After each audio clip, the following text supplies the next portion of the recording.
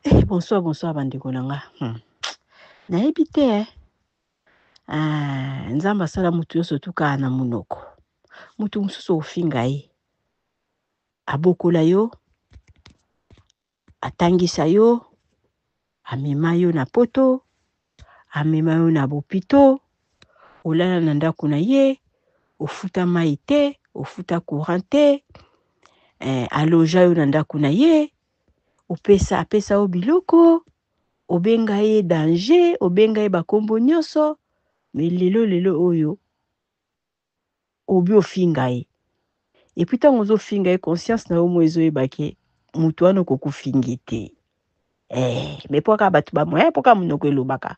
Conscience na omo yebiki mutu wana kokufingi te. Na ajo mutu wana aza nango, yo nano komite, na ajo mutu wana aza nango, biloko ya sasali na mokili, yo nano osala yango te, bozo kende kana ba prepre ba agi moko, o ba benga yango ba inongo. Mais yo nano eloko te, mutu wana aza na bana moko, yo kutu kokai na bana na ye te, mais tu parles. Munoko kaka po elobaka. Munoko kaka elobaka, yango wana nga na kokolanda mafinga na bino te. Et donc, banda lelo ti lobi, na koki kolanda mafinga na bino te parce qu'il y a pas match.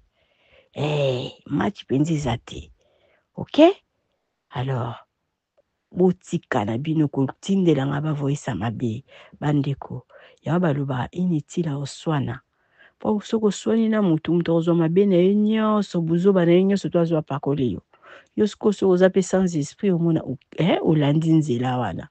Non, il faut to miyeba ti neti nga na miyebi. Mwasi alongwa bakoma ndeni nyonso to na mokili oyo nzambe alobaka ke tosala nga asi nasali. Yo siko bituna.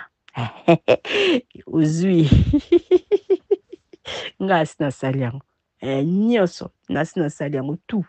Siko eloko etikali ka pédicure, natambola na nga na obanga nzambe, ka prière tosalaka ke mutu nyonso tu nasalisa ye, nzambe afuta yango ka awa na se. Yango nde prière na nga. Mais en tout cas babone na nga, so oyebo leki no mutu. So mutu yango azofinga kolandaka nango te. Parce que batu bafingaka na bango kaka. Batu bafingaka na bango kaka. Ata vraiment mutu kofinga ye te, mais il faut ofinga ye. Elo oni ezala, so moni ki mutu oloba ni vérité, vanda na yo kanga na omunoko na yo. Au moins ki azokosa, mais soki azoloba vérité, pourquoi oko répondre?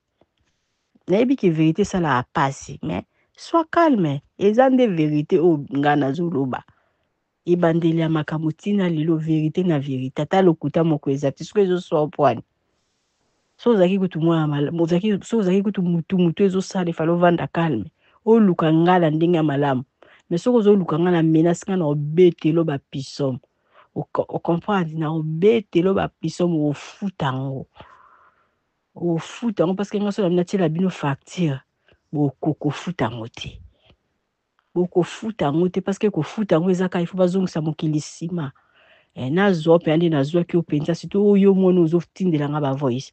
Nazwa penza ndenge nazwa ki na 12 ans na kilo na 12 ans nozaki na kilo soki 8 kilo mwana 12 ans. Nazwa na moma wana. So balobi azongisa mokili nsima, wala j'accepte. Wana to enterrer tout. Mais tellement loka ba ozongisa mokili na nsima te. Alors otambola kana makala moto liko nanga yo continue kofinga nga. Oyo azotindo wana, ye kutu na osimbe te. Ye kutu na osimbe te, no yebisika likambo moko epi akotika nga malembi. Non, pesa bino ka devoir, mais devoir yango boko remplir yango te.